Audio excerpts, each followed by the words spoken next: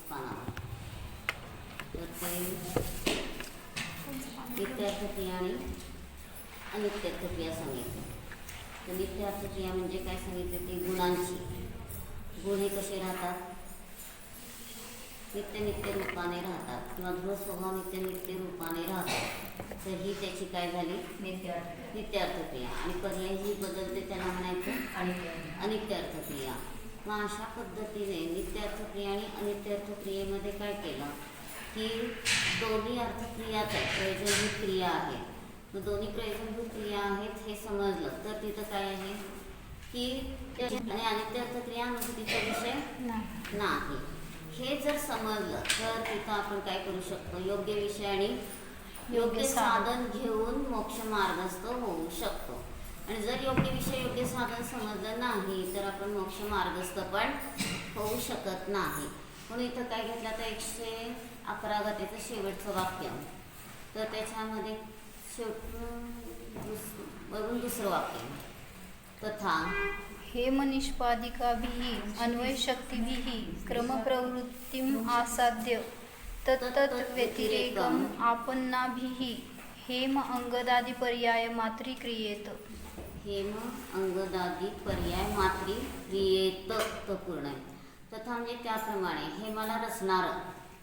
हेमाल म्हणजे हेम हे सोनं. सोनं हे रचणार आहे आणि त्या रचण्याच्या अन्वयशक्तीच्या द्वारे क्रमप्रवृत्ती आसाध्य. क्रमप्रवृत्तीला प्राप्त झालेला असताना किंवा प्रवृत्तीला प्राप्त होऊन म्हणजे पर्याय रूपाने प्राप्त होऊन त्या व्यतिरेकतेला प्राप्त झालेल्या हेम म्हणजे सोन्याच्या अंगदादी पर्याय मात्र क्रियेत म्हणजे केल्या जातात. म्हणजे त्यातनं लक्षात काय घ्यायचं की त्या सोन्यामध्ये ह्या सगळ्या अंगद वगैरे बाजूबंद वगैरे सगळ्या पर्याय कसे आहेत की त्या पर्याय तिथं उत्पन्न होतात आणि नष्ट होतात. ततः द्रव्यार्थ आदेशात सत उत्पाद पर्यायार्थ आदेशात असत इति अनवद्यम.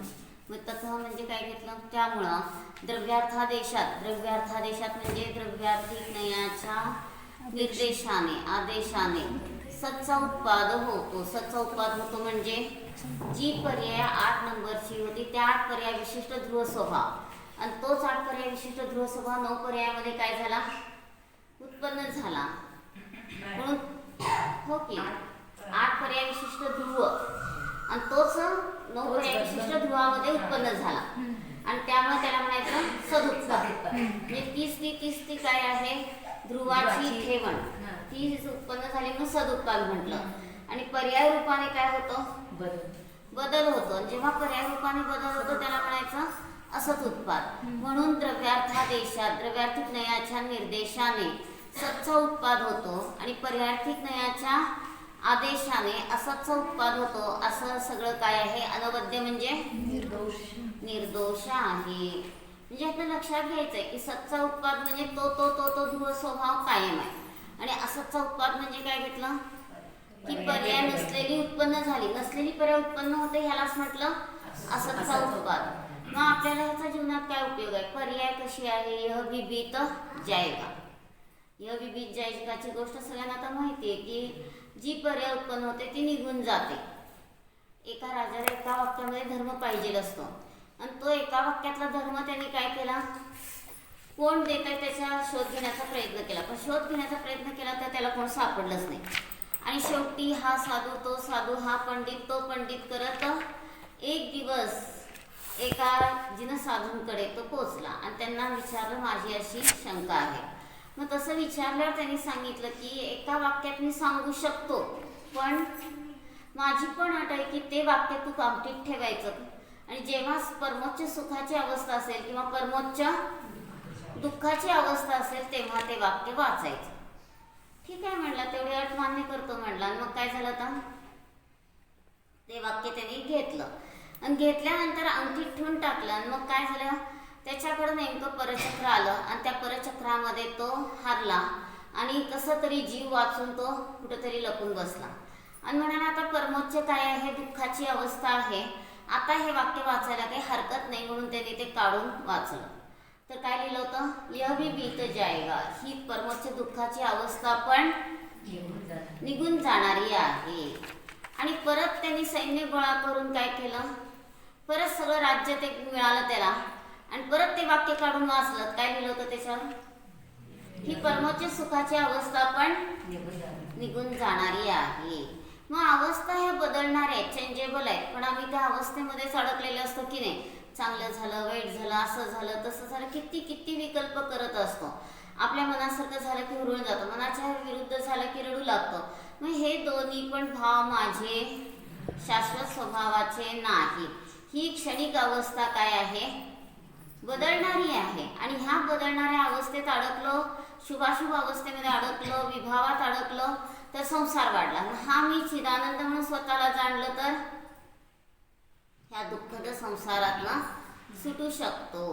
म्हणजे बघा, आपल्याला हे तत्व काय सांगतंय, नित्य अर्थक्रिया म्हणजे तो ध्रुव स्वभाव आहे, त्यालाच म्हटलं सतचा उत्पाद आहे, त्याचाच उत्पाद झाला. आणि अनित्य अर्थक्रिया म्हणजे काय घेतलं, पर्याय रूपाने काय होते, अवस्था बदलून जाते. मग जी पर्याय रूपाने अवस्था बदलून जाते ती बदलणारी अवस्था काय आहे, अनित्य अर्थक्रिया आहे. आणि त्यालाच म्हणायचं असतचा उत्पाद. असतचा उत्पाद म्हणजे नसलेली पर्याय उत्पन्न झाली. मग अशा रीतीने कितीतरी अशा रीतीने प्रत्येक द्रव्यामध्ये ह्या घटना घडत असतात. पुद्गलामध्ये पुद्गलाचा ध्रुव स्वभाव सदुत्पाद, आणि त्याची एक समयवरती अवस्था चेंजेबल आहे ती असद उत्पाद. मग तसं जीवामध्ये, धर्मद्रव्यामध्ये, अधर्मद्रव्यामध्ये, आकाशद्रव्यामध्ये आणि कालद्रव्यामध्ये, साही द्रव्यामध्ये हे सतचा उत्पाद आणि असतचा उत्पाद दिसून येतो. मग हे समजा आमच्या जीवनात काय फायदा आहे. मग आपण सारखं असतच्या उत्पादामध्ये अडकलेलो असतो. सकाळपासून काय काय झालं सांगा बरं पटापट, की आपण फक्त न्यायिक रूपाने राहिलो. आज सकाळपासून जे जे घडलं त्यात आपण न्यायिक रूपाने राहिलो, की काही असं घडलं तसं घडलं म्हणून विकल्प केले, झाले विकल्प. का झाले, तर मतभेद आले की तिथं विकल्प आले. आणि तेच मी माझं जाणणार आहे असं जाणलं तर काय होतं, त्या विकल्पातनं आपण सुटू शकतो.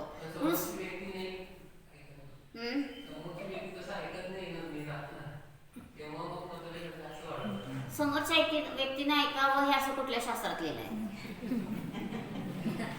ते ऐकणारच नसतात. आलाय संयोग कशासाठी, प्रेम किंवा द्वेष. त्यात प्रेमाचं फक्त कोटिंग दिसतंय, पण असतो सगळा द्वेषच. आणि न ऐकणं हा त्यांचा काय आहे, शत्रुत्वाचा गुणधर्म आहे. आणि तो गुणधर्म असल्यामुळं तिला आपण किती ऐकवायला गेलो तर ते ऐकत नसतात.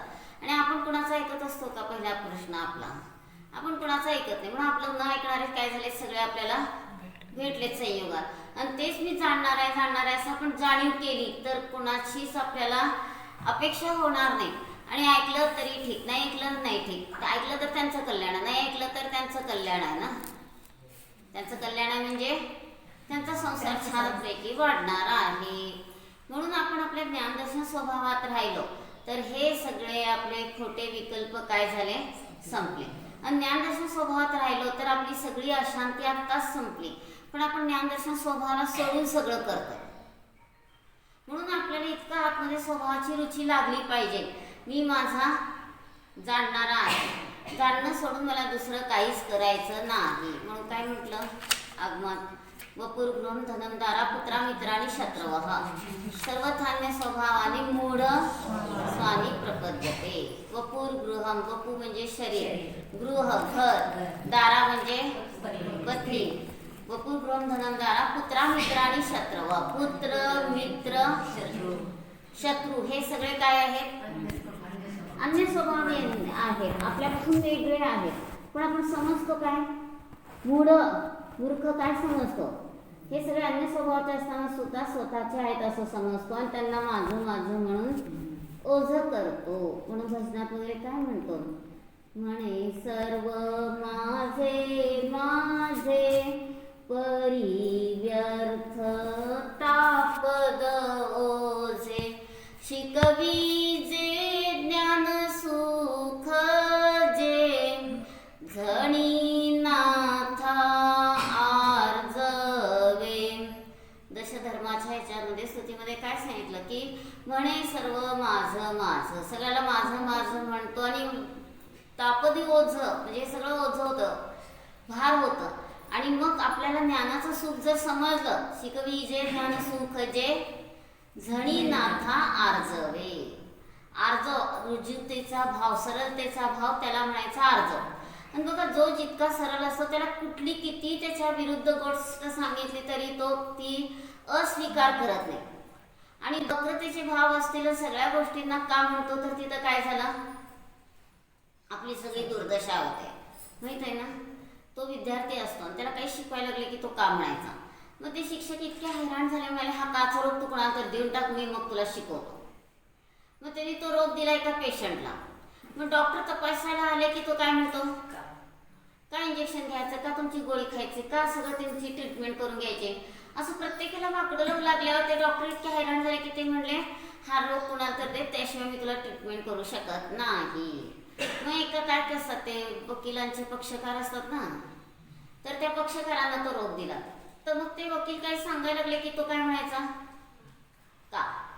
मग ते पण इतके हैराण झाले की ते म्हणाले की असं जर केलं तर मी तुझी केस चालवू शकणार नाही, तू हा रोग कुणाला तरी देऊन टाक. म्हणजे सगळीकडे काय काचा रोग आहे आणि काच्या रोगामुळेच आपण काय होतो, स्वभावापासून दूर जातो. म्हणून बघा सगळे शब्द कसे आहेत नातेवाईकांचे सुद्धा, काका काका, ज्याला काका म्हणून सारखं वाकडं लावतो त्याला म्हणायचं काका. मामा, मा म्हणजे ज्ञानलक्ष्मी, आणि तो आपल्याला वाटतोय मामा प्रेमा, म्हणून तिथं 2 मा ठेवून दिले. म्हणजे असं सगळ्या शब्दातनं सुद्धा आध्यात्मिक अर्थ निघतात, परंतु आम्ही त्यातनं बोध घेत नाही. म्हणून आम्ही त्यातनं बोध घेतला तर आम्हाला काय लक्षात येतं, हे सगळा संयोग क्षणिक आहे आणि या क्षणिक संयोगात अडकून आम्ही संसार वाढवलाय. तेच मी जर न्यायिक अशी जर आतली रुची केली तर आपला हा रोग आत्ताच संपला. म्हणून कुणाला का म्हणून सारखं वाकडं लावण्याची काही गरज राहिली नाही. मग जन्मल्यापासून लहानपणी तर असलंच केलंय, पण सगळा वेळ वाया गेलाय. आणि आता मोठं झालं, भेदविज्ञान करू लागलो तरी सुद्धा आपल्याला हे असे जर विकृत विभाव होत असतील तर तिथं काय झालं की तिथं सुद्धा आमची सगळी काय चालली आहे, सुदशा चालली की दुर्दशा चालली आहे. आणि अशा रीतीने कोण समोर काय करत असेल की त्याला काहीतरी म्हणत बसायचं, वाकडं लावायचं, असं करा तसं करा, बॉसगिरी करायचं. आणि असं केल्यामुळंच आमची सगळी काय आहे अशांती आमच्या वाटेला येते. म्हणून मी जाणणार अशी जाणीव केली तर आपलं जीवन सार्थक आहे. आणि ही जाणीव केली नाही तर आपलं जीवन काय आहे, आत्ता पण दुःखमय आहे, पुढं पण दुःखमय आहे. म्हणून बघा, जितकं आतमध्ये स्वतःच्या स्वरूपाची रुची करतो तितकं बाहेरचे सगळे काय झाले, पर्याय रूपाने जे बदल झाले, त्या पर्यायाच्या बदलाचा उपयोग काय करायचा, हा मी चिदानंद अनुभूती घेण्यासाठी. आणि असं अनुभूती घेतली तर सगळे क्रोध, मान, माया, लोभ, गर्व सगळे भाव गेले. तो कोण असतो की एक कवी असतो, तर त्याचं नाव काय होतं की तो कवी इतका हुशार असतो की त्याचा सगळीकडे सत्कार वगैरे व्हायला लागला, अभिनंदन व्हायला लागलं. आणि त्याचे वडील त्याच्या प्रत्येक कवितेतली चूक दाखवून द्यायचे. मग तो इतका आता चिडला, म्हणाला की काय तुम्ही माझी सगळी चूकच दाखवत बसता, इतकं सगळं अभिनंदन वगैरे लोक करायला लागलेत, मला इतकं गौरव करायला लागलेत, आणि तरी सुद्धा तुम्ही मला चूकच दाखवता. म्हणून जरा त्यांच्यावर चिडला आणि रागाने कुठेतरी जाऊन बसला. आई म्हणते कशाला तुम्ही आता त्याच्या नादी लागताय, तो आता हुशार झालायस, आता काय सांगू नका त्याचं चुकलं वगैरे म्हणून. तो म्हणला तो खूपच हुशार आहे, पण त्याच्यात थोडीसा त्रुटी राहू नये म्हणून मी हा प्रयत्न करतोय, मला त्याच्याबद्दल काही द्वेष वगैरे नाही. आणि तू म्हणत असशील तर मी आत्ता त्याला शोधून आणतो. मग असं म्हणल्यावर रात्रीचे 8 वगैरे काही वाजले असतील आणि ती म्हणते बरं राहू देत, आता सकाळी शोधून आणा. आणि तो तिथंच कोपऱ्यात असतो घरामध्ये अंधारात. आणि ही चर्चा ऐकल्यावर त्याला कळलं की वडिलांचे भाव आपल्याविषयी चांगलेच आहे आणि आपण त्यांच्याबद्दल गैरसमज करून काय करणार होतो, आज पितृहत्येचं पाप करणार होतो. म्हणून त्यांनी शास्त्रागारातनं अशी एक छोटीशी कट्यार आणली होती की जी त्यांच्यावर चालवल्यावर ते भूकिचू पण करणार नाही, आवाज पण येणार नाही आणि पटकन त्यांचे प्राण जावे. आणि ती कट्यार घेऊन तो तसाच अडखळत त्यांच्याजवळ गेला आणि म्हणतो क्षमा करा मला, मी तुमचे भाव आजपर्यंत ओळखू शकलो नाही आणि माझ्याकडनं पितृहत्या होणार होती. आणि तो म्हणतो आता म्हणायचं प्रायश्चित्त द्या. मग हिंदू शास्त्राप्रमाणे काय प्रायश्चित्त सांगितलं, सासूरवाडीला जाऊन 6 महिने उष्ट्यावर राहायचं. आता सासूरवाडीला कोण उष्ट खाईल का? तर तसं प्रायश्चित्त दिलं आणि तो लगेचच त्या पावली निघून पण गेला ते प्रायश्चित्त करायला. मग तिथं काय का बरं सासूरवाडीला जाऊन उष्ट खायचं सांगितलं? तर सासूरवाडीला जाऊन खूप थाटात राहायची सगळ्यांना सवय असते. आणि आता इथं काय झालं, उलट तिथं जाऊन उष्ट्यावर खायचं म्हणजे त्याचा सगळा मान कशा आहे, गर्व करतो ते सगळं काय व्हायला पाहिजे, सुटलं पाहिजे. मग आपण सुद्धा लक्षात घ्यायचं आपल्या जीवनात आपण काय करतोय. कधी क्रोध, कधी मान, कधी मायाचार आणि कधी लोभ. आणि असं क्रोध, मान, माया, लोभ करून आमचं काय चाललंय, जीवन हैराण होत आहे. तेच मी न्याय काय न्याय काय न्याय काय अशी जर आतमध्ये साधना केली तर ही सगळी बाहेरची खोटी साधना संपली. म्हणून सगळेजण जिनवाणी वाचतात, ऐकतात, सांगतात, उपदेश करतात, परंतु त्याचं मर्म काय आहे? शुद्धोपयोग एव शरणम. शुद्धोपयोगच शरण आहे. शुद्धोपयोग शरण आहे. प्रवचन सर मधलं वाक्य पाहिलं होतं आपण. शुद्ध उपयोग शब्दाने शुद्ध बुद्ध एक स्वभावी ध्रुवात्मा घेतला आणि तो शरण आहे म्हणलं तर तो झाला विषय. आणि शुद्धोपयोगच प्रगट करण्यायोग्य शरण आहे म्हटलं तर ते झालं साधन. मग अशा रीतीने आपला कारण परमात्माच आम्हाला कसा आहे, नित्यर्थ क्रिया करणारा आम्हाला शरण आहे. बाकी संसारातलं काही शरण नाही. बघ डोक्यात दुखायला लागलं, काय झालं, कोण शरण आहे का घरामध्ये? कोणीच शरण नाहीये. सगळे काय म्हणतात, एवढी गोळी खाऊन झोपून टाका, आम्हाला मध्ये मध्ये काय त्रास देऊ नका, आमचा कार्यक्रम चाललाय, डिस्टर्ब नको. मग तिथं ते बाहेरचे कोण शरण आहेत का? कोणच नाही. श्रेणीत फिरायला निघाल्यावर एक मुनिराज ध्यानस्थ दिसले आणि तो तिथं थबकतो, पण तो इतका लहान वयातला आणि तो ओठाचं दूध सुकलेलं नाही आणि ह्याला काय असं इतक्या लवकर वैराग्य झालं.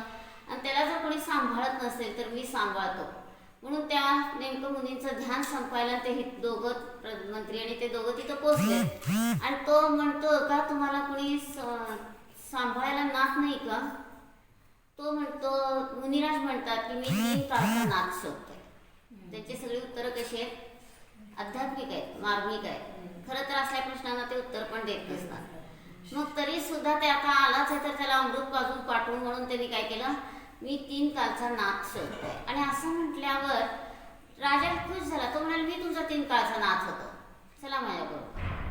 मग तिथं मग मुनींनी प्रश्न काढला की म्हणाले भूतकाळ तर निघून गेला, वर्तमान काळ तर आता तुम्ही काही माझे नाथ होऊ शकत नाही. तुमचं जीवन वेगळं आहे, माझं जीवन वेगळं आहे. आणि भविष्य काळ आपण एकत्रच असू अशी काही गॅरंटी नाही. मग तुम्ही माझे 3 काळचे नाथ कसे होणार? मग म्हणतो का दीक्षा घेतली? तर त्याला उत्सुकता झाली आहे. तर मंत्री म्हणतो की असले काहीतरी फालतू प्रश्न विचारायचे नसतात, मुनी त्याला उत्तर देत नसतात, मी सांगतो म्हणून सांगितलं.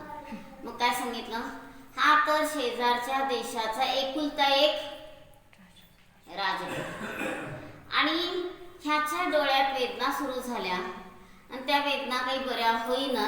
म्हटल्यावर त्यांनी रात्रीनं प्रतिज्ञा केली, आज पहाटेपर्यंत जर ह्या वेदना बऱ्या झाल्या तर मी जिनदीक्षा घेऊन आत्मकल्याण करेन. आणि नेमकं योगायोगाने त्या वेदना बऱ्या झाल्या आणि वेदना बऱ्या झाल्यावर त्यांनी ठरल्याप्रमाणे काय केले, मुनी दीक्षा घेतली. किती सगळेजण त्याला दास दासी आहेत, राणी आहे, त्याची सेवा करणारी सगळे खूप विनवणी करतात, आता दीक्षा घेऊ नका. पण त्यांनी प्रतिज्ञा केल्याप्रमाणे काय केलं, दीक्षा घेऊन तो निघून गेला आत्मकल्याणाच्या मार्गाला. मग प्रतिज्ञा काय असते, प्रतिकडे विषय, ज्ञा म्हणजे जाणणं.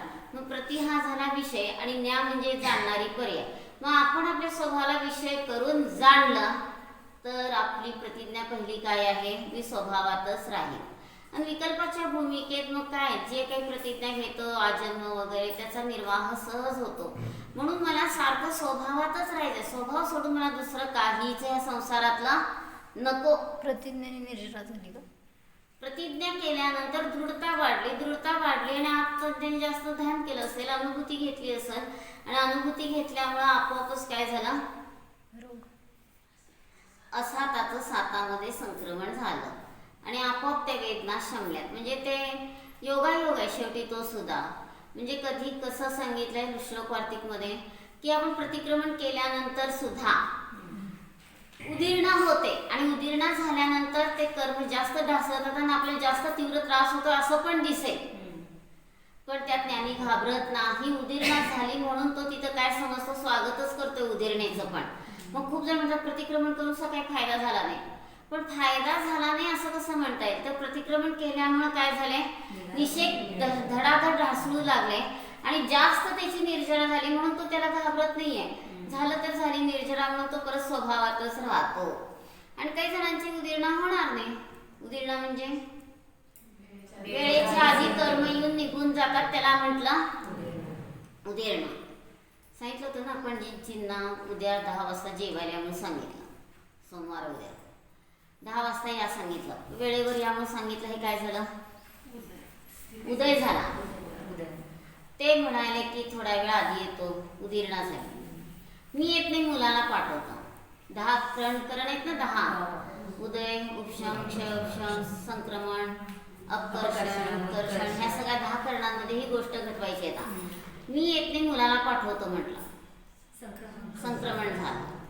10 मिनिटं आधी येतो, उदीरणा झाली. वेळेवर येतो, उदय झाला. त्याच्यानंतर उत्कर्षण, अपकर्षण हे सगळं आता त्यामध्ये घटवायचं आहे. त्याच्यानंतर त्यामध्ये निधत्ती निकाचित कर्म. निधत्ती निकाचित मध्ये 2 क्रिया होतात, 2 क्रिया होत नाहीत. आणि निकाचित मध्ये 4ही होत नाहीत. कोणते 4ही होत नाहीत? उत्कर्षण, अपकर्षण, संक्रमण आणि उदीरणा. 4ही क्रिया होत नाहीत, तेच निकाचित. आणि 2 होतात, 2 होत नाहीत. कोणत्या 2 होतात? निधत्तीमध्ये कोणत्या 2 क्रिया होतात आणि 2 होत नाहीत? घरचा अभ्यास शोधून. मग अशा रीतीने निधत्ती निकाचित हे सगळं काय आहे की दशकरण मध्ये त्या पंडितांची गोष्ट घटवली. मग आपल्यामध्ये पण घटवा. उद्या 8 वाजता कर्म उदयाला येणार होते, ते आत्ताच काय झाले, 10 मिनिटं आधी आले, उदीरणा झाली. 8 चे 8 वाजता चाले, उदय झाला. उदयचा अर्थ खरं तर कर्माचा उदय असतो का? उत म्हणजे फोर्सेबल, ऐ म्हणजे इणगतो, ज्ञानाची परिणती होणं. म्हणून ज्ञानाचा उदय सांगितलं कलशांमध्ये समयसारच्या. तर जीवामध्ये स्वतःच्या ज्ञान स्वरूपाचाच काय झाला, आविष्कार झाला. तो खरा उदय, त्याला उदय म्हणतात. म्हणून ज्ञान कसं आहे, नित्य उदित आहे. आणि बाहेरचं सगळं कसं आहे, उदित आहे का सगळं? त्याला उदयच म्हणायचं नाही, उपचाराने उदय म्हणतो. पण वास्तविक पाहता ज्ञान दर्शन स्वभावच आपला नित्य अनादि अनंत उदित आहे. आणि त्या ज्ञान दर्शन स्वभावाला जाणलं तर आपल्याला बाहेरची काम भोग बंधकतेची रुची होत नाही. किंवा बघा सारखं आपल्याला वाटतं नवीन साड्या आणाव्यात, नवीन हौसमौस करावी, काहीतरी करावं असं आपल्याला सारखं वाटत असतं. पण जर आत्मस्वरूपाची रुची झाली तर ही सगळी बाहेरची खोटी रुची संपली. म्हणून खरा उदय कुठे आहे, तर ज्ञानाने ज्ञानात राहिलं, हा ज्ञानाचा नित्य उदय आहे.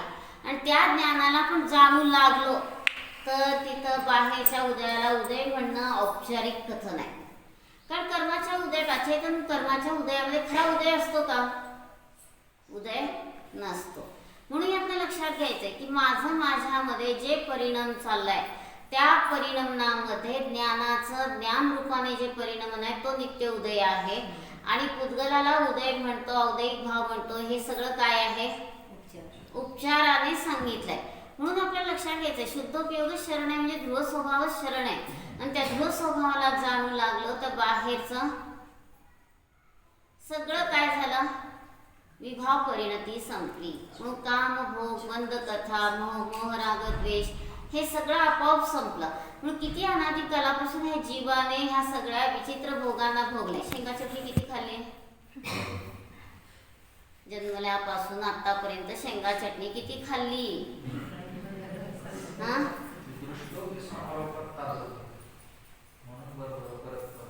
परत खावडतं. तर ते काय आहे, आपलं अज्ञान आहे. म्हणून आपण स्वभावात राहिलो तर आपल्याला तिथं समारोप होत नाही. म्हणून आपल्या आत्म्याविषयी संशय विपर्यंत दिवस हा समारोप झाला. समारोप म्हणजे काय असतं, आता पाहुणे आले त्यांना उचलून आणू म्हणतो समारोप. तसं शुद्धोपयोगाची पर्याय नष्ट झाली आणि तो स्वभावाविषयी संशय विपर्यंत व्यवसाय करू लागला तर त्याला म्हणायचं ही शुद्धोपयोगाची पर्याय समारोप झाली, नष्ट झाली. म्हणून त्या संशयीपणामध्ये बसायला समारोप हा आरोप आला. वास्तविक पाहता मी स्वभावात राहिलो तर समारोप करण्याची गरज नाही. म्हणून सारखं काय आहे की स्वतःच्या स्वरूपाचीच रुची करायची आहे. आणि अशी रुची केली तर किती आपण अनादिकालापासून 5 इंद्रियांचे भोग भोगलेत, टनानी शेंगा चटणी खाल्ले, चहा किती पिला, आता पित नाही, त्याग केला. हा, कॉफी पिता, कॉफी पण नको आणि चहा पण नको. त्याच्यामध्ये कॅफिन, टॅनिन आणि निकोटीन विषय माहित आहे ना. कॉफीमध्ये कॅफिन, चहामध्ये टॅनिन आणि तंबाखूमध्ये निकोटीन. हे सगळे विष त्यात भरलेले आहेत. आणि तरी सुद्धा आपण काय करतो, जरा चहा पिल्यावर तरतरी येते. म्हणजे तरतरी येते का? उलट जास्त आतून आत्मस्वरूपापासून काय होतं, भ्रष्ट होतो. म्हणून स्वरूपाची रुची लागली तर बाहेरची सगळी खोटी रुची संपली. तर स्वरूपाची रुची लागली तर बाहेरची खोटी रुची संपली. म्हणून 5 इंद्रियांच्या भोगामध्ये बिलकुल आनंद गुण नाही. म्हणून न्यायदीपिका शिकतो, जिथं ज्ञान आहे तिथं आनंद आहे. बाहेरच्या अचेतन वस्तूंमध्ये ज्ञान पण नाही आणि आनंद पण नाही. म्हणून न्यायदीपिका काय सांगते आम्हाला संबोधन, ज्ञान आणि आनंदाचा अविनाभावी संबंध आहे. ज्ञान आनंद एकमेकांना सोडून राहत नाही. जिथं अग्नीची उष्णता आहे तिथं अग्नी आहे, किंवा अग्नी तिथं अग्नीची उष्णता असते. मग त्या अग्नीमध्ये उष्णता आणि अग्नीचा कसा आहे, अविनाभाव संबंध आहे. तसं ज्ञान आनंद एकमेकांना सोडून राहत नाही. मग असा आपला ज्ञान आनंद स्वभाव आपल्यामध्ये सदैव आहे. आणि त्या ज्ञान आनंद स्वभावाला आपण जाणू लागलो तर आपल्याला आत्ता पण शांती आहे, पुढं पण शांती आहे. आणि ज्ञान आनंद स्वभावाला जाणलं नाही तर आपल्याला आत्ता पण दुःख आहे, पुढं पण दुःख आहे. म्हणून संपूर्ण जिनागमाचे ठोस सिद्धांत आहे. आणि हे सिद्धांत ठोस कसे आहेत की त्या बाहेरच्या सायन्स मधले सिद्धांत बदलतील. किंवा एक सायंटिस्ट दुसऱ्याला काय करतो की फॉर्म्युला काढतो आणि त्याला बाधा देतो. पण इथले सिद्धांत कसे आहेत, भगवंतांनी सांगितलेले इतके ठोस आहेत की त्याच्यामध्ये कोणीच बाधा देऊ शकत नाही, अबाधित. आणि अशा रीतीने हे सगळे सिद्धांत जर नीट समजले तर तिथं आपल्या शांती. म्हणून सिद्धांताचा अर्थ काय सांगितला, सिद्धांत शास्त्र की जय म्हणतो आपण. सिद्ध जिथं अंती वर्णन केलेले असतात त्यांना म्हणायचं सिद्धांत. सिद्धांत शास्त्र काय म्हणतो आपण, आता प्रवेशिकेला पण नाव ठेवलंय सिद्धांत. तर सिद्धांत शास्त्र की जय म्हणतो तिथं काय आहे, तर सिद्धांत जिथं अंतिवर्णन येतं त्याला सिद्धांत शास्त्र म्हणायचं. मग 14 गुणस्थानानंतर कुणाचं वर्णन येतं, सिद्धांत. धवलामध्ये वगैरे प्ररूपणा करताना, कथन करताना 14 गुणस्थानानंतर सिद्ध अवस्था शेवटी सांगितली. मग सिद्ध ज्याच्या अंती सांगितले त्याला म्हणायचं सिद्धांत. शास्त्र, शास्त्रीती शास्त्र, जे शासन करतं आमच्यावर त्याला म्हणायचं शास्त्र. अनुशासन, आपण अनुशासनात राहतो का, कोणा शास्त्र हे शासन करतं. म्हणून काय श्रावणामध्ये असते ना वीर शासन जयंती, महावीर भगवान सांगतात तसं राहतो. तिथंच काय झालं, तो अनुशासनात आहे. आणि अशा रीतीने भगवंतांचं शासन स्वीकारलं तर आपल्याला आत्ता पण शांती, पुढं पण शांती. भगवंतांचं शासन स्वीकारलं नाही तर आम्हाला आत्ता पण दुःख आहे, पुढं पण दुःख आहे. म्हणून आम्ही आमच्या स्वरूपात राहिलो, स्वरूपाचं अनुशासन स्वीकारलं तर आम्हाला प्रत्येक क्षणी निराकुलता आहे. म्हणून हे सगळे शास्त्र, चारी अनुयोगाचे शास्त्र काय सांगतात, प्रथमानुयोग असो, कर्णानुयोग असो, चरणानुयोग असो किंवा द्रव्यानुयोग असो, हे सगळे अनुयोग सांगतात. अनुयोग, अनुसारे, युजयोज जोडणं. तू तुझ्या ध्रुव स्वभावाच्या अनुसाराने उपयोग जोड, तर हा अनुयोग तुला कळाला. मग प्रथमानुयोग, कर्णानुयोग, चरणानुयोग, द्रव्यानुयोग, चारही अनुयोगाचं प्रयोजन काय, खूप आपले कशाय झाले तर कुठानुयोग वाचायचा, प्रथमानुयोग. त्या संकलेश परिणामातून सुटण्यासाठी प्रथमानुयोग सांगितला. नंतर खूप आपण स्वच्छंदी झालो, कसं पण राहतो, बाहेरचं खातो, हॉटेलमधलं खातो, प्रमादी झालो, तर चरणाने सांगतो इसे छोडो. प्रथमाने सांगतो ऐसा था, चरणाने सांगतो इसे छोडो, आणि द्रव्याने सांगतो ऐसा है. परिणाम शुभ अशुभ शुद्ध असे आहेत हे सांगतो द्रव्याने. आणि करणाने काय सांगतो, ऐसा करने से ऐसा होता है. शुभ परिणाम केले तर असं होत आहे, अशुभ परिणाम केले तर असं होत आहे, शुद्ध स्वरूपात राहिलो तर असं होत आहे. तर अशा रीतीने हे जे सगळे परिणाम, शुभ परिणाम आहेत, अशुभ परिणाम आहेत आणि शुद्ध परिणाम आहेत, असं जे वर्णन करतो तो झाला शुभ परिणामाने पुण्य बंद होतो, अशुभ परिणामाने पाप बंद होतो. शुद्ध स्वभावात राहिलो तर ह्या पापबंधापासून सुटतो. हा झाला करणानियोग. करण म्हणजे परिणाम, चरण म्हणजे चारित्र. म्हणजे चार अनुयोग आपल्या चार मित्राप्रमाणे. चार मित्र कसं असतात, वेगवेगळ्या ठिकाणी मदत करतात. मग तसंही चार अनुयोग आपल्याला आपल्या विचाराच्या संकटात मदत करतात. आणि असं आपण आपल्या स्वतःच्या स्वरूपाला जाणलो तर ह्या सगळ्या संकटात आत्ताच सुटतो, वेगळा क्षण नाही.